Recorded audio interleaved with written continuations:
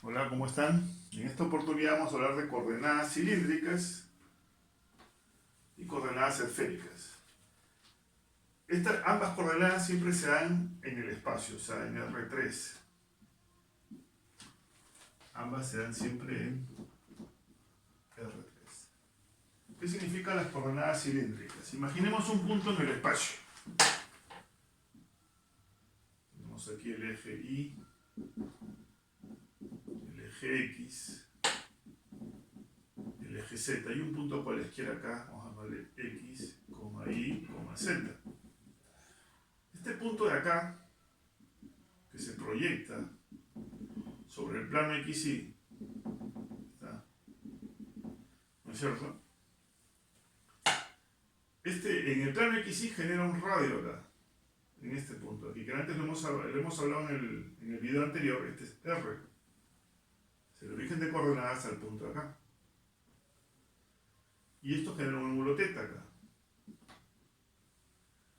Entonces, la longitud que hay en X viene a ser la hipotenusa, en este caso R, por el coseno de θ. O sea que este lado de acá, en este triángulo rectángulo, vendría a ser R coseno de θ. Y este que está en este lado, que es el cateto opuesto de este triángulo rectángulo, vendría a ser R seno de θ. Y Z, que es esta altura que está acá, si la proyectamos sobre el eje Z, va a quedar como Z. Entonces, cuando hablamos de coordenadas cilíndricas, X, va a ser esta longitud de acá, va a ser igual a R coseno de θ, y va a ser igual a esta longitud aquí, que es R seno de θ, y Z siempre va a ser Z. A esto se le conocen como coordenadas cilíndricas. Las coordenadas esféricas tienen algo similar, pero trabajan con ángulos. Entonces podemos hacer esto, por ejemplo, acá. Este es Y, este es X, Z. Ubicamos nuevamente cualquier punto acá, el X, Y, Z, cualquier punto en el espacio. Esto está expresado en coordenadas cartesianas. Pero yo puedo hacer que este punto vaya al origen. Y decirle, bueno, este aquí lo voy a llamar R. La longitud del origen al punto del espacio. Sabemos que R va a ser igual a raíz cuadrada, en este caso, de X cuadrado más Y cuadrado más Z cuadrado, ¿no? Esa es la longitud de R.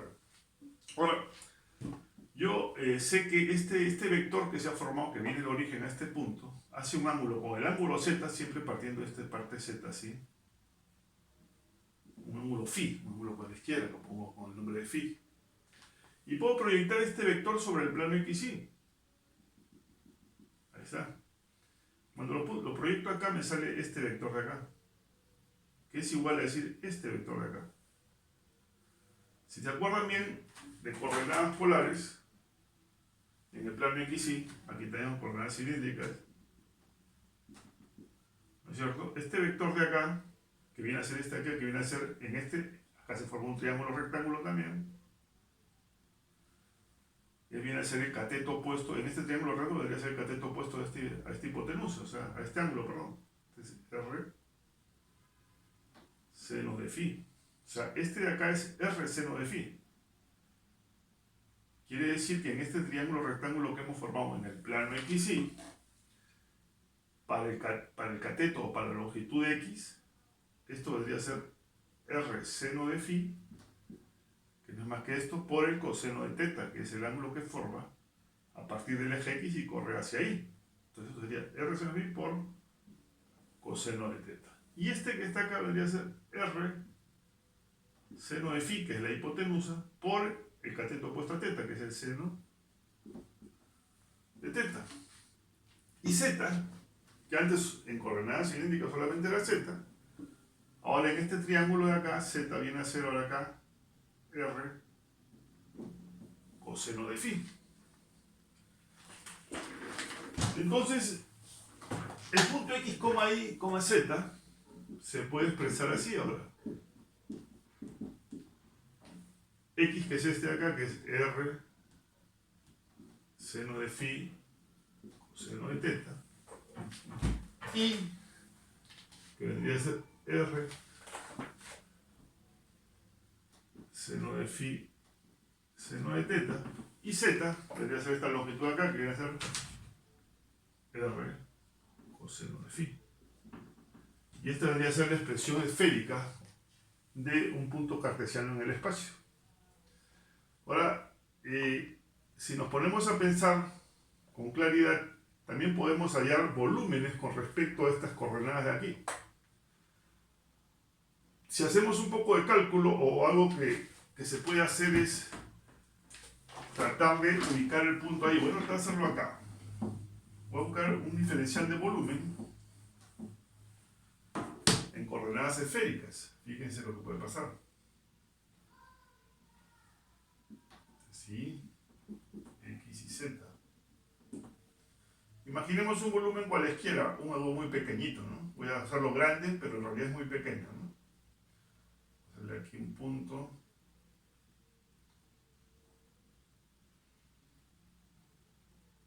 Imaginemos este pequeño cubo de acá.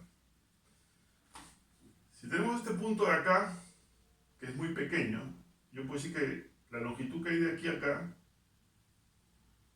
es R. Entonces yo para hallar el diferencial de volumen de acá, bueno, en X, y vendría a ser diferencial de X por diferencial de Y por diferencial de Z. Pero yo quiero hacerlo en coordenadas esféricas, en estas coordenadas de acá. Muy bien. Entonces voy a hallar, este de aquí le voy a llamar a este de acá le llamaré B, y a este de acá le llamaré Z, ¿no? O C. Entonces el diferencial de B vendría a ser A por B por C. Si nos fijamos bien acá en este gráfico, este volumen de acá, este diferencial de A vendría a ser la prolongación de R. O sea, yo puedo decir que A es un diferencial del radio. Este pequeño de acá. Esta de acá, este lado de acá que viene a ser B, este de acá, que es igual que este, hace un ángulo acá. Un diferencial de ángulo. ¿Se acuerdan de que esto era diferencial de phi? O este ángulo phi, perdón. Entonces acá se produce un diferencial de phi. Este es un diferencial de phi. Entonces el arco de este de acá, que es B, es el radio por su ángulo. Se debería ser R por diferencial de phi. El arco que se genera acá. R por diferencial de phi. Como estamos hablando de valores muy pequeños, es válido. ¿Y C cómo es? C, que es este lado de acá, debería ser este mismo lado de acá. Pero este lado de acá ya no tendría que ser un diferencial de phi, porque no está en este plano, sino que está en el plano XY. O sea, si lo prolongamos acá, ¿no es cierto? Acá también hay un ángulo pequeño. Si lo prolongo abajo, si lo proyecto abajo, mejor dicho, nos saldría algo como esto, más o menos. Algo muy pequeño, donde este ángulo ya sabíamos que era teta, ¿no es cierto? Pero como estamos viendo el diferencial, solamente este ángulo diferencial es el diferencial de teta. Y este de acá, habíamos dicho que era R por el seno de phi. Entonces C va a ser igual a R seno de phi, por este es un phi, este es un ángulo phi que se ha formado acá. R seno de phi, ¿no es cierto? Que es el radio, por el diferencial de teta, este pequeñito acá. Radio por el ángulo, ¿no? Es la longitud de un arco, radio por el ángulo. Entonces yo puedo decir ahora que el diferencial de volumen va a ser igual a A por B por C, o sea, va a ser diferencial de R por R diferencial de phi por R seno de phi diferencial de teta. Si lo ordenamos, vamos a decir que el diferencial de volumen, R por R es R cuadrado, seno de phi. Podría poner primero el diferencial de phi acá, luego el diferencial de teta y por último el diferencial de R. Si hacemos la integral de este volumen, nos va a dar el volumen total, ¿no? Pero para este caso tan pequeño, cuando ustedes quieran llevarle coordenadas cartesianas, el volumen de coordenadas a coordenadas esféricas, el volumen, el diferencial de volumen, pueden cambiarlo de esta forma. Un caso práctico de esto es tratar de calcular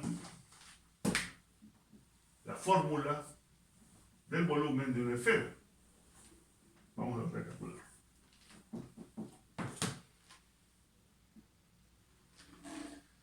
Imaginemos nuevamente y x y z. Entonces voy a calcular solamente el volumen del primer octante de la esfera. Claro, tendría que ser algo como esto. El primer octante. Y voy a suponer que este octante tiene un radio R. Entonces, la fórmula de la esfera, la fórmula general para esta esfera que tiene como centro de coordenadas el origen, es x cuadrado más y cuadrado más z cuadrado igual a y cuadrado. Vamos a ponerlo ahí. Pero como conocemos las coordenadas esféricas, entonces yo puedo decir que el volumen de esta esfera va a ser 8 veces este octante, ¿no es cierto? O sea, el volumen va a ser igual a 8 veces la integral triple, porque aquí tenemos tres variables. Tenemos el radio R, tenemos el diferencial de phi y tenemos el diferencial de teta. Estamos con tres variables, o sea, tiene una integral triple. O el diferencial de volumen. Pero este diferencial de volumen ya habíamos deducido que es esta fórmula de acá. Vamos a poner por acá. R cuadrado, seno de phi, diferencial de teta y diferencial de R. Ahí está. Ahora lo que tenemos que hallar es el límite inferior de cada, límite inferior y límite superior de cada integral. En la primera integral, vamos a ponerlo por acá.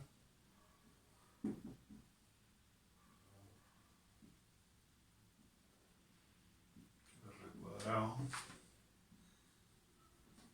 seno de phi, diferencial de teta y diferencial de R. Entonces, la primera integral tiene referido al diferencial de phi. En este aquí, phi viene desde el ángulo z y barre hasta el plano XY, o sea, hace un ángulo de 90 grados. O sea, phi va de 0 a pi medios, porque 90 grados es pi medios. Teta arranca acá, fíjate, teta arranca en X y se va hasta ahí. Arranca de 0 y llega ahí, o sea, hace un ángulo de 90 grados que es igual a pi medios. Y R empieza en el origen de coordenadas y termina en el borde, o sea, va de 0 a R. Entonces lo que nos queda es integrar eso nada más. Empecemos por esta primera parte integral. Entonces tenemos la integral de 0 a pi medios de R cuadrado seno de phi diferencial de phi. R cuadrado para este caso funciona como una constante porque no tiene ningún factor que referido a phi, sino este acá es lo que tenemos que hacer. O sea, tenemos que integrar R cuadrado, integral de 0 a pi medios del seno de phi por diferencial de phi. Ahí está. Bueno, la integral del seno de phi es menos coseno, ¿no es cierto? Entonces nos va a quedar así. R cuadrado menos coseno de phi, que va de 0 a pi medios. Entonces igual a decir R cuadrado, reemplazamos nomás, menos coseno de pi medios, menos coseno de 0. Menos coseno de 0. Ahí está. Si seguimos por este lado, por acá, seguimos por acá, rápidamente van a calcular, bueno, van a quedar aquí R cuadrado, coseno de pi medios, o menos coseno de pi medios, menos 0, y menos por menos, bueno, coseno de 0 es menos coseno de 0 es menos 1, menos 1 nos va a quedar más 1. Entonces finalmente nos va a quedar R cuadrado. Entonces seguimos, ahora que ya tenemos el resultado de la primera integral, seguimos con la otra integral, que viene a ser de 0 a pi medios de R cuadrado por el diferencial de teta. Como R cuadrado es una constante para este caso, entonces esto nos va a quedar así, R cuadrado teta, que va de 0 a pi medios. Y esto es igual a decir, bueno, el 0 va a quedar como 0, que va a quedar al final pi medios por R cuadrado. Ahí está. Y la última integral entonces que tenemos que resolver es esta que está aquí, la diferencial de R. Entonces tendríamos integral de 0 de R de pi medios R cuadrado diferencial de R. Pi medios es una constante, así que eso no pasa nada. Lo que integramos es R cuadrado y la integral de R cuadrado, todos sabemos que es R cubo entre 3, que va de 0 a R. O sea, simplemente reemplazamos aquí por R y nos va a quedar pi medios, que multiplica a R cubo entre 3. Pero, acuérdense que era 8 veces el volumen de esto, 8 veces la integral, o sea, el volumen del esfera es igual a 8 veces pi medios por R cubo tercios. Se va acá, simplificamos, nos queda 4. Finalmente nos queda 4 pi tercios R cubo. Y esta es la fórmula de la esfera. Para casos prácticos, a veces es bueno calcular con coordenadas esféricas para hallar volúmenes de diferentes integrales triples. Espero que les haya servido. Nos vemos.